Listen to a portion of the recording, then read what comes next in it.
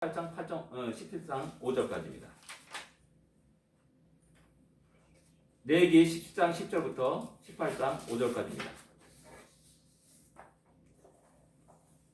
제가 10절 읽겠습니다. 이스라엘 집 사람이나 그들 중에 거류하는 거류민 중에 무슨 피든지 먹는 자가 있으면 내가 그 피를 먹는 그 사람에게는 내 얼굴을 대하여 그를 백성 중에서 끊으리니 육체의 생명은 피에 있음이라.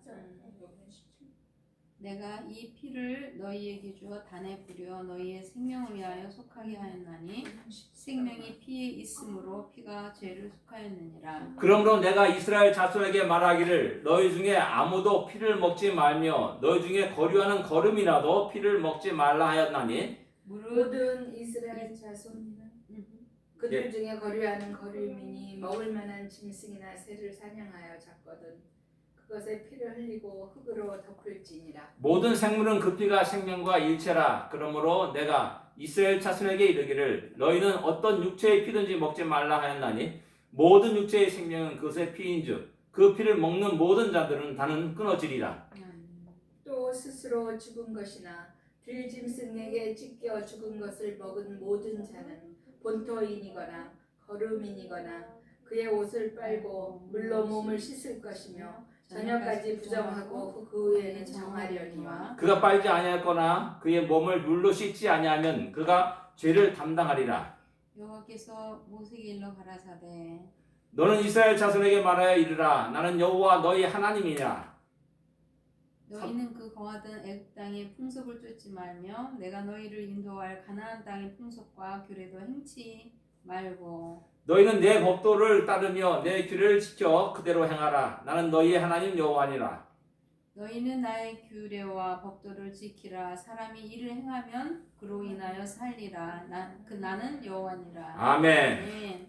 예. 죄송합니다. 제가 올드 버전이래서. 예, 계속해서 레위기를 말씀드립니다. 오늘 본문은 우리에게 피에 대한 그 금지를 하고 있습니다. 피를 먹지 말라. 우리가 너무나 잘 알고 있는 말씀이고요. 또 어쩌면 대부분 사람들이 무슨 말을 하는지 미리 예단하기도 하고 그러기도 할 줄 압니다. 근데 오늘 본문에 보면은 하나님 누구든지라고 말씀합니다. 누구든지 이스라엘 민족이나 또 거기에 함께 거류하는 이방인들이 할지라도 피를 먹지 말라라고 말하는 겁니다. 이렇게 어떻게 보면 이게 보면은 오늘 모든 전 인류를 향해서 하시는 말씀이라고 할 수가 있습니다. 유대인뿐만 아닙니다. 이스라엘 민족뿐만 아닙니다. 함께 거하는 모든 자들이 바로 피를 먹어서는 안 된다라고 이야기하고 있는 겁니다. 또 누구든지 무슨 피든지 먹지 말라라고 말합니다. 뭐 염소피라든지 소피라든지 뭐 그 관계없이 뭐 돼지피도 먹지 말라는 겁니다. 돼지피도 먹어요? 그런 먹지 말라고 이렇게 모든 피를 금지하고 있다는 사실을 이렇게 알 수가 있습니다. 우리 한국 사람들이 정력제라면 다 좋아해가지고 그냥 사슴을 잡아서 사슴피를 먹기도 하고 뭐 그렇습니다. 그리고 우리 어렸을 때는 지금 모르겠어요. 우리 어렸을 때는 선지를 많이 팔았어요. 선지를 이렇게 행상하는 사람들이 선지요 하면서 팔기도 하고 그래서 진짜 그걸 맛있게 먹었던 적이 있습니다. 근데 보니까 오늘 분이 마셔보니까는 이것도 아니구나. 먹어서는 안 되는구나. 라는 사실을 이렇게 깨닫게 됩니다. 이런 금지 명령은 그 당시에 구약시대뿐만 아니라 신약시대까지도 계속되었다는 사실입니다. 아마도 오늘날에도 우리가 좀 고려해야 될 부분들이는 맞습니다 할 수가 있습니다. 이 사실을 우리는 사도행전 15장에서 확인할 수가 있는 겁니다. 사도행전 15장에서 보면은 이방인들이 많이 교회로 들어오기 때문에 이들에게 할 일을 행해야 된다. 아니다. 율법을 따라야 된다. 아니다. 이런 논쟁이 교회에서 안디옥 교회에서 일어나게 됐습니다. 그래서 이제 바나바와 바울을 예루살렘에 파송해가지고 그 대답을 듣게 됩니다. 그래서 공의회가 예루살렘 공의회가 모이게 되죠. 그때 이제 베드로가 그 공의회 회원들에게 하는 말이 있습니다. 하나님이 우리에게와 같이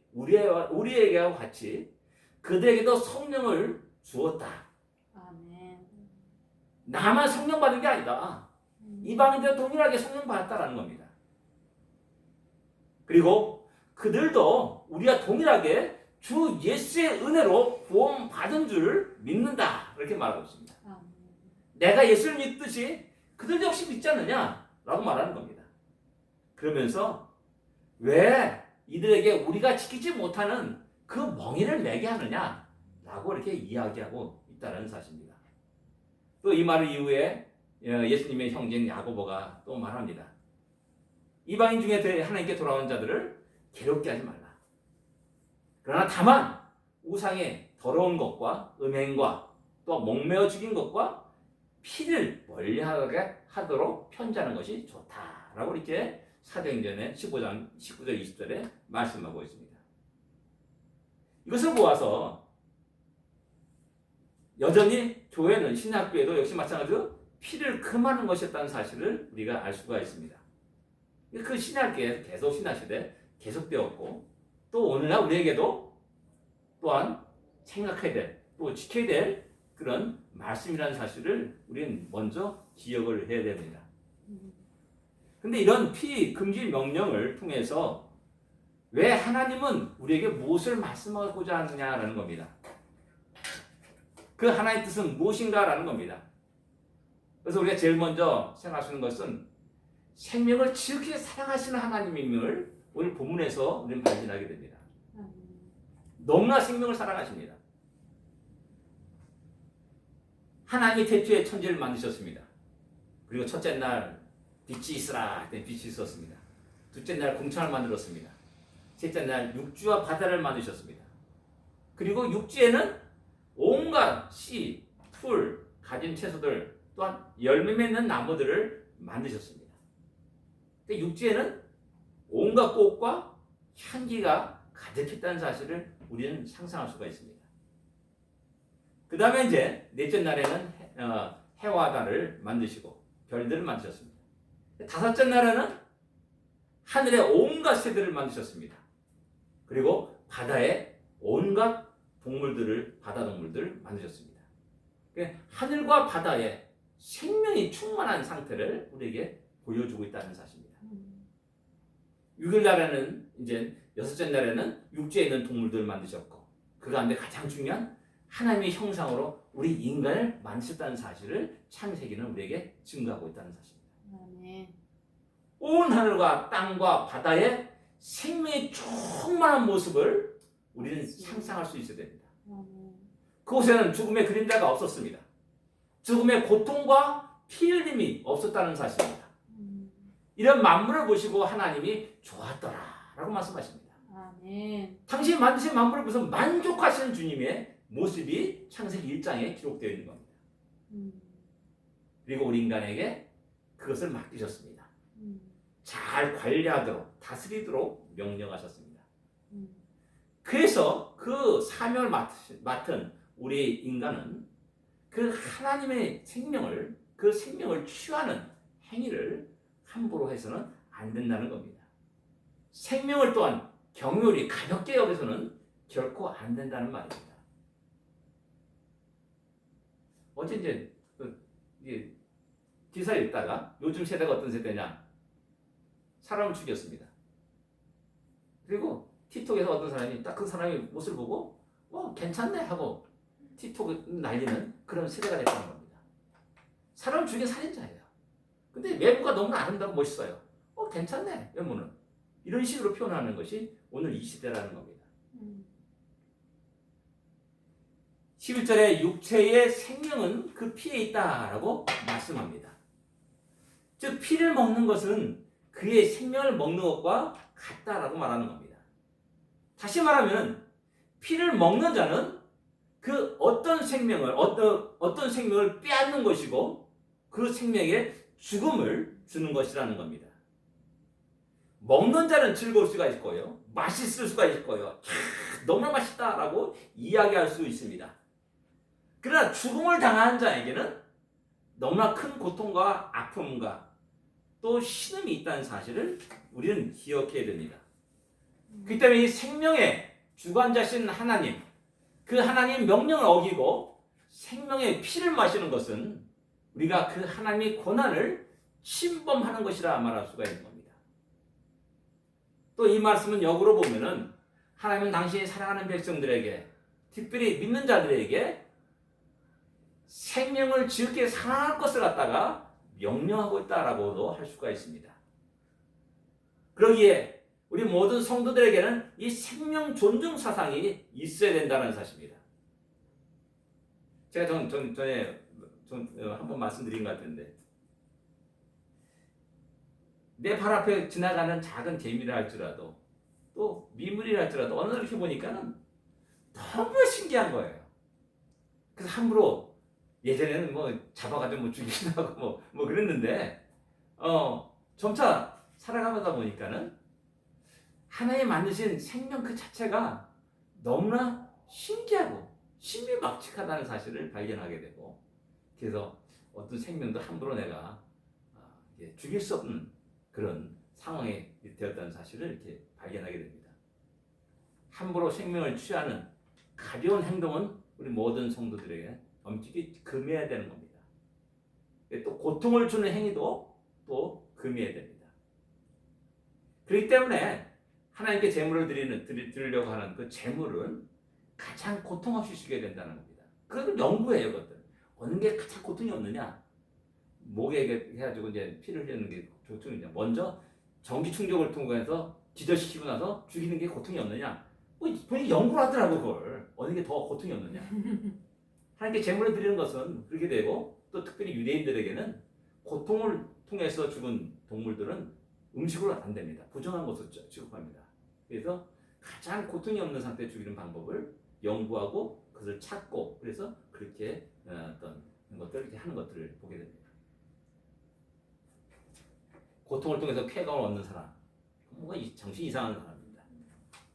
이기 때문에 이런 사상 속에서 우리 크리스찬에서, 교회에서, 기독교 국가에서 인권 사상이 나타나게 되고, 인간 존엄성에 대한 이야기가 나오게 되고, 생명의 귀중함들을 이야기하기 시작했다는 겁니다.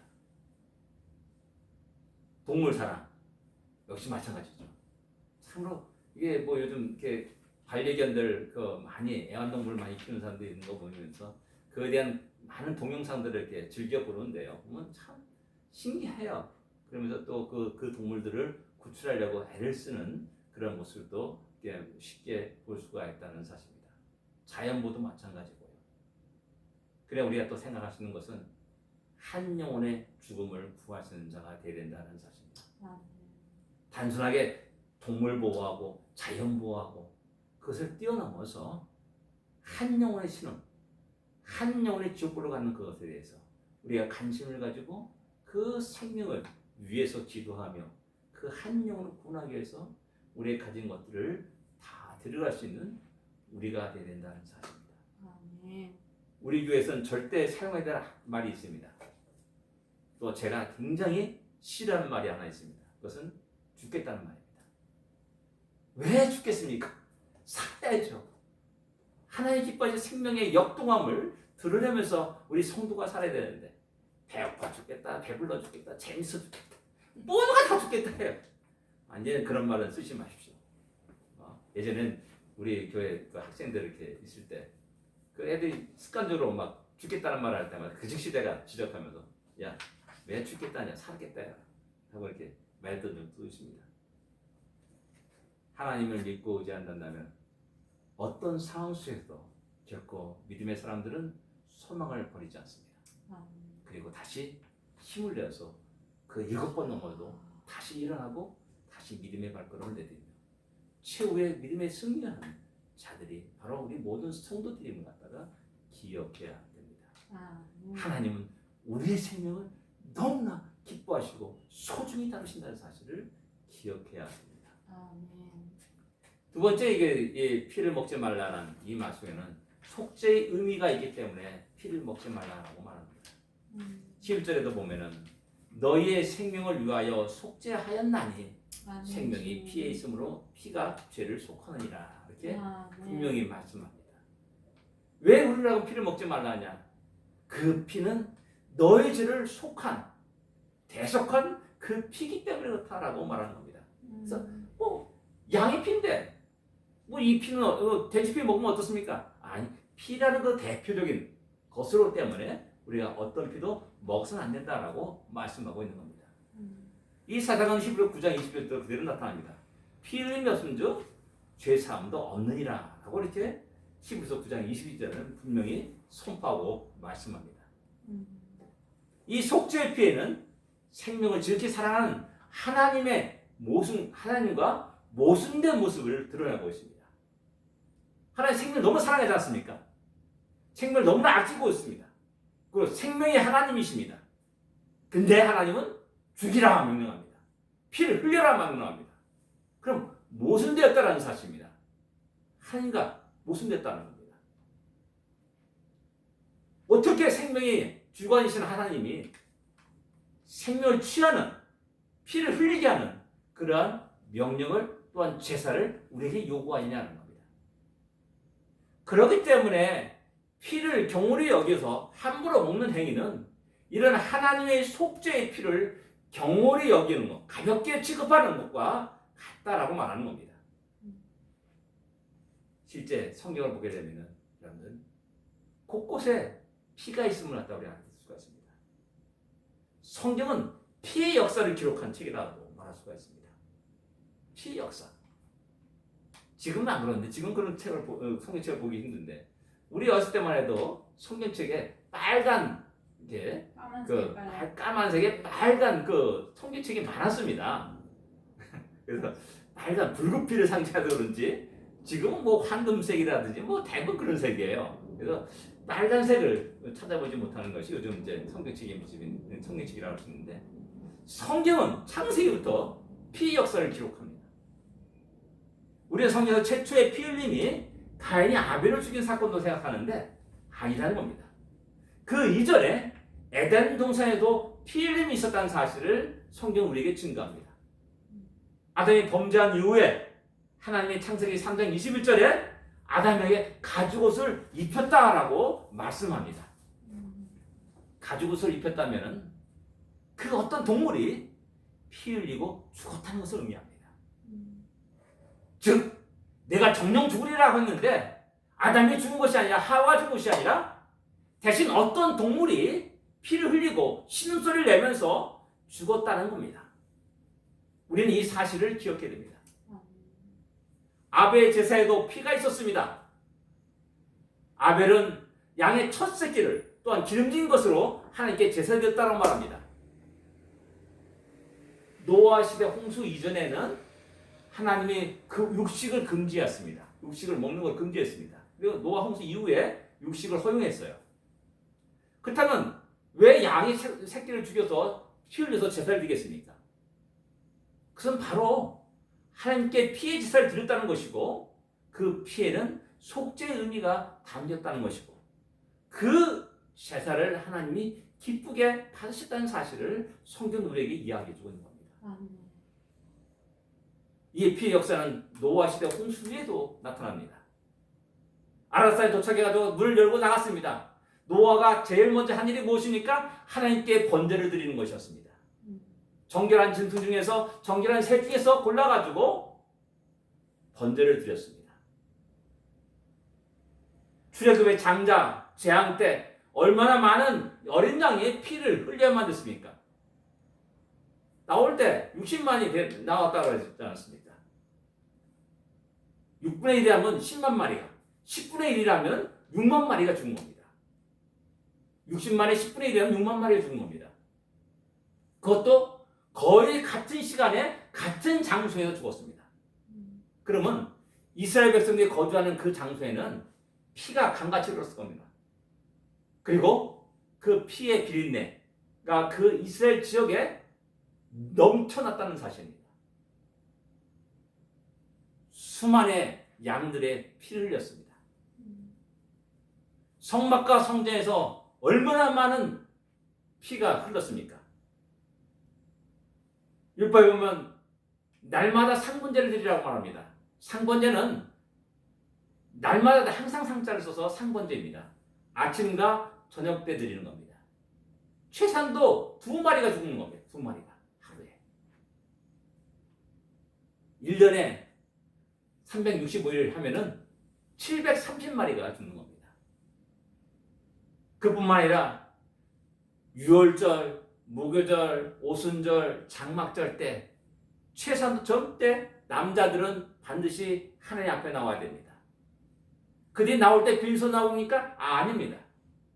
반드시 재물을 가지고 나왔습니다. 그것이 한두 명이었습니까? 100명, 200명, 1000명이었겠습니까? 아닙니다. 통계적으로 보면 한 100만 명이 유월절, 무교절 때 모였다, 예루살렘에 모였다라고 말합니다. 100만 명 되는 사람이. 그 많은 수많은 동물들이 죽어간 겁니다. 피를 흘렸습니다. 모두 속죄의 피라는 사실을 성경 우리에게 이야기해 주고 있는 겁니다. 그런데 우리가 그 피를 가볍게 생각해가지고 야 맛있다고 툭 마시고 끓여 먹기도 하고 그렇습니까? 아니라는 겁니다. 이 피가 어떤 피인 줄 아냐? 너의 죄를 대속한 속죄의 피다라고 우리 주님이, 우리 하나님이 우리에게 오늘 말씀하시는 겁니다. 그래서 함부로 경건하게 가볍게 취급하지 말 것을 이야기하고 너는 절대 그 피를 먹어서는 안 된다라고 말씀합니다. 이뿐만 아니라 수만의 수천만의 양들의 피보다도 더 고귀한 비교없는 피를 하나님의 아들 독생자 예수 그리스도께서 흘리셨다는 사실을 성경은 우리에게 또 말씀합니다. 창세기부터 시작해 계속해서 그의 피의 역사를 갖다가 기록하고 있습니다. 우리가 알건 우리가 모르건 관계없습니다. 우리가 아직 죄인 됐을 때 그리스도께서 우리를 위하여 죽으심으로 하나님께서 우리에 대한 자기의 사랑을 확증하셨다라고 말씀합니다. 내가 알지 못할 때도 그 피는 있었습니다. 내가 알지 못하고 인정하지 않을 때도 그 피는 흘렀다는 사실입니다. 그래서 그 피를 먹지 말라라고 명령하는 겁니다. 이 피를 업신여기거나 경홀히 여기는 것은 하나님의 속죄를 경홀히 여기는 것이고 더 나아가서 하나님을 대적하는 것이라고 말할 수가 있습니다. 다시 한번 말씀드리지만 우리가 인정하건 인정하지 않건 간에 우리가 알건 모르건 간에 관계없이 하나님은 이런 피를 우리의 인류 역사 속에 계속 흘리도록 하셨다는 사실입니다. 곧 이 계명 속에는, 이 명령 속에는 그 하나님의 은혜를 기억하라는 그런 의미도 담고 있다는 사실입니다. 수많은 역사 속에 수많은 피를 흘리게 하신 하나님의 놀란 은혜가 담겨 있습니다. 얼마나 많은 양들이 나를 위해서 우리를 위해서 죽어야만 했는가라는 겁니다. 더 나가서 오직 하나님의 아들 독생자 예수 그리스도께서 그 보혈의 피를 나를 위해 흘리셨다는 그 사실을 갖다가 이야기하고 있는 겁니다. 아멘. 그래서 그 피를 먹지 말라라고 명령하고 있습니다. 아멘. 여러분 레위기 18장 3절 4절을 또한 다 같이 읽어보겠습니다. 18장 3절 4절입니다. 다 같이 읽겠습니다. 너희는 너희가 거주하던 애굽 땅의 풍속을 따르지 말며 내가 너희를 인도할 가나안 땅의 풍속과 규례도 행하지 말고 너희는 내 법들을 따르며 내 규례를 지켜 그대로 행하라. 나는 너희 하나님 여호와니라. 아멘. 여기서 주님은 애굽의 풍속을 따르지 말라라고 말씀합니다. 이 애굽은 과거에 이스라엘 백성들이 살았던 곳입니다. 애굽 백성들, 이스라엘 백성들이 그곳에서 살았고 그들의 삶의 모든 것을 경험했고 또 눈으로 봤습니다. 그런 풍속들을 따르지 말라라고 말합니다.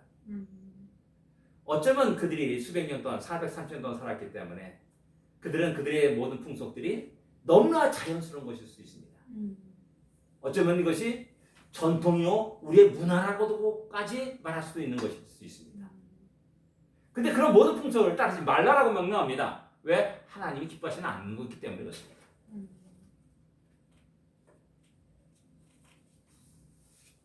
전혀 이상하게 보이지 않는 것들, 너무나 우리의 삶 속에 익숙한 것들에 대해서 떠나라라고, 버리라라고 말씀합니다. 우리나라 사람들은 수천 년 동안의 불교 문화권에 살아온 사람들입니다. 그리고 또 조선 500년 속에서 유교 문화권의 지배를 받으며 살아왔습니다. 그래서 조상들에게 절하는, 제사하며 절하는 것은 아무 이상이 없는 겁니다. 그렇지 않게 그렇게 생각하지 않습니까? 드라마에서 이제 종종 생활이 너무 복잡하고 좌절하고 낙심되게 되면 어디로 갑니까? 절로 들어가서 좀 평안하게 안식하고 그런 드라마 장면이 나옵니다. 꼭 절로 들어가요. 왜 절로 가는지 모르겠어요. 교회를 가야 되는데.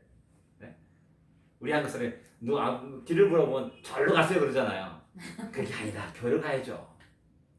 그런 것들이 아무 이상 없이 받아들이게 되고 스님들이 나와 연부를 외우면서 목탁 치는 그 장면들은 전혀 우리가 하는데 이상한 것으로 보이지 않습니다. 부처 그 불상대에 있어가지고 그 앞에 절하는 모습도 우리의 문화 속에는 전혀 이상한 것이 아닙니다. 우리의 익숙한 것이고 우리의 전통과 문화가 됐습니다. 근데 과연 이런 것들이 하나님이 기뻐하신 풍습이냐라는 겁니다. 하나님이 기뻐하신 전통이냐라는 겁니다. 하나님께 영광을 돌리는 문화냐라는 겁니다. 아니거든요. 그렇다면 우리는 과감하게 그런 것들에서 던져버릴 수 있고 떠날 수 있고 끊을 수 있어야 된다는 사실입니다. 전통이나 미명 아래 예전에 우리의 삶의 모습으로 복귀하는 좀 잘 먹고 잘 살다 보니까는 복귀하는 그런 모든 모습들을 많이 보게 됩니다. 무형문화재라고 정해가지고 또 여러 가지 세금의 혜택들을 주는 모습도 보입니다. 그 가운데 하나는 뭐냐? 굿하는 것까지도 또 이렇게 무형문화를 정해가지고 또 그런 모습을 보여주고 있습니다. 과연 그것이 성경의 말씀에 하나님 규례에 맞느냐라는 것이죠. 그렇다면 우리는 그것을 갖다 떠날 수 있어야 되고 버릴 수 있어야 되고 이상하게 생각할 수 있어야 된다는 겁니다. 아멘. 반대할 수도 있어야 됩니다. 가나안 땅의 풍속과 규례로 행하지 말라라고 이렇게 또 말씀합니다. 가나안 땅은 이스라엘 백성이 장차 들어갈 땅이고 이스라엘 백성이 아직 경험하지 않은 땅입니다. 본 적도 없는 풍속이라 할 수 있고 또 경험하지 않은 풍속이라 할 수가 있습니다. 미래 이스라엘 백성들이 접해야 될 풍속이요 경험이라 또 새로운 문화라 말할 수가 있습니다. 이런 모든 것들이 우리의 삶 속에 한번 적용해 보시기 바랍니다. 우리는 미래에 어떤 것을 경험할지 알 수 없습니다. 참 불확실성 속에서 우리가 살아가고 있다는 사실을 우리 모두는 이야기하고 말합니다. 우리의 삶의 양식이 어떻게 변할지를 우리는 모릅니다. 더 나아가서 우리의 예배의 모습이 어떻게 변할지를 우리는 모릅니다. 우리는 분명한 것은 알지 못하는 그 어떤 미래의 그 모습에 직면하고 있다는 사실입니다. 그럴 때 우리의 기준이 무엇이 되어야 되냐는 겁니다. 우리의 기준은 딱 한 가지밖에 없습니다. 여호와의 말씀과 규례와 명령이라는 사실을 우리는 기억해야 되는 겁니다. 그들의 규례가 아닙니다. 애굽의 규례가 아닙니다. 우리가 경험했던 애굽의 규례가 아니고 과거의 규례가 아닙니다. 우리가 앞으로 살아갈 미래에 닥칠 그 어떤 전통과 문화가 아니라는 사실입니다. 변함없이 1000년 전이나 2000년에 관계없이 앞으로 100년이나 200년이나 1000년 후에 관계없이 오직 여호와의 말씀과 규례와 법도가 우리의 표준이 되어야 되고 우리의 기준이 되어야 된다는 사실을 기억해야 된다는 겁니다. 잊어서는 안 된다는 겁니다.